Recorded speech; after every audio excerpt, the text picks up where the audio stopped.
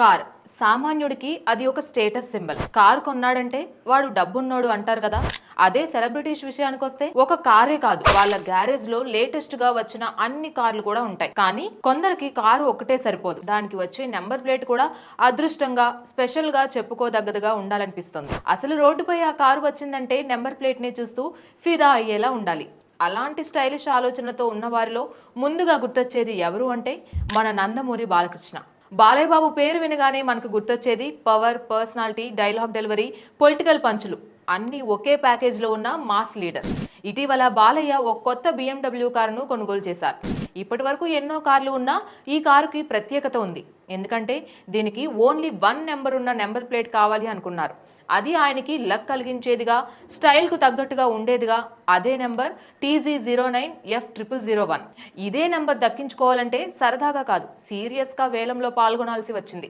Khairatabad RTO office వారు నిర్వహించిన ఈ స్పెషల్ నెంబర్ వేలంలో బాలయ్య బాబు పాల్గొన్నారు. పోటీల మధ్య నిలబడి అందరినీ పక్కకు తిప్పి ఖచ్చితంగా ఈ నెంబర్ తనదే కావాలని నిర్ణయించుకొని చివరికి 7.75 లక్షల రూపాయలు చెల్లించి TZ09F0001 నెంబర్ ని కైవసం చేసుకున్నారు బాలయ్య. ఆ ఒక్కరోజే ఒక్క RTO జోన్ ద్వారా వేలం ద్వారా వచ్చిన మొత్తం 37.15 లక్షల రూపాయలు.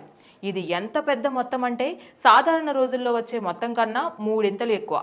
ఇదంతా చదివినప్పుడు విన్నప్పుడు మనం ఒక మాట అనుకోకుండా ఉండలేం, వావ్, నెంబర్ ప్లేట్ కోసం ఇంత ఖర్చా. కానీ నిజంగా ఇది బాలయ్య బాబుకి స్టైల్ మ్యాటర్ మాత్రమే కాదు, ఒక సెంటిమెంట్ కూడా కావచ్చు. ఎందుకంటే మనకి ఇష్టమైన నెంబర్ అంటే అది ఒక కాన్ఫిడెన్స్ ఇస్తుంది. పైగా అభిమానులు, ఫాలోవర్లు కూడా దీన్ని ఒక స్టేటస్ సింబల్లా చూస్తారు. ఇక్కడ మరో ఆసక్తికర విషయం ఏమిటంటే ఈ ఫ్యాన్సీ నెంబర్ కోసం వ్యక్తుల కంటే కంపెనీలే ఎక్కువగా బిడ్డింగ్ చేశాయి. అంటే ఇప్పుడు ఏం ట్రెండ్ నడుస్తుందో మీకు అర్థమవుతుంది కదా. కారు కంటే నెంబర్కే బ్రాండింగ్ ఎక్కువ. కంపెనీలు కూడా తమ ప్రెస్టేజ్, తమ ఇమేజ్ కోసం స్పెషల్ నెంబర్ల కోసం పోటీ పడుతున్నాయంటే మాటల్లో చెప్పడం కష్టమే. Please subscribe to the channel and download the Politicos app from the links in the description.